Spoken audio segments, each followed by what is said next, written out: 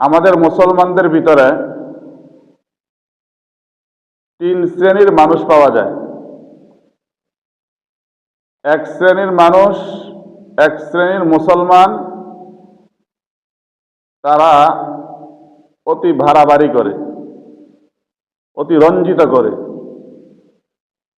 আরেক শ্রেণীর মুসলমান পাওয়া যায় যারা অতি ছাটাছাটি করে, কাটাকাটি করে। আরেক শ্রেণীর মুসলমান পাওয়া যায় যারা মধ্যম পন্থা অবলম্বন করে।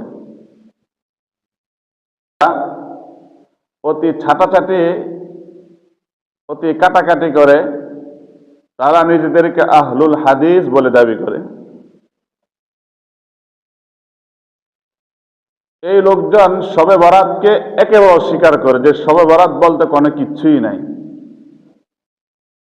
অথচ শবে বরাত বা লাইলাতুন নিসফি মিন শাবান সহিহ হাদিস দ্বারা প্রমাণিত।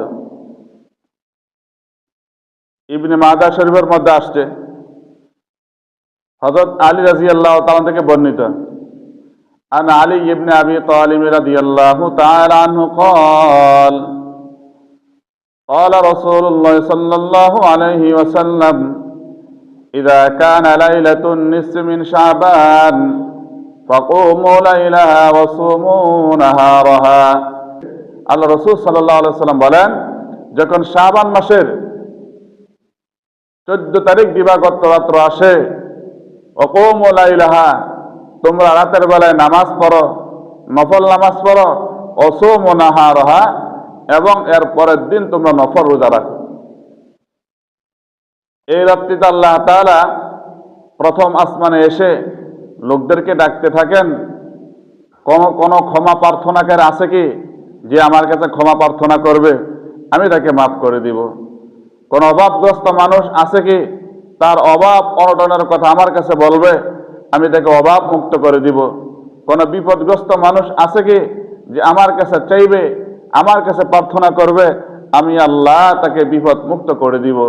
এইভাবে আল্লাহ তাআলা ফজর পর্যন্ত মানুষদেরকে ডাকতে থাকে। তাহলে এই হাদিসের মাধ্যমে আমরা বুঝতে পারলাম যে শবে বরাত বা লাইলাতুন নিসফি মিন শাবান এটা সহিহ হাদিস দ্বারা প্রমাণিত। আরেক হাদিসের মধ্যে আসছে, আম্মা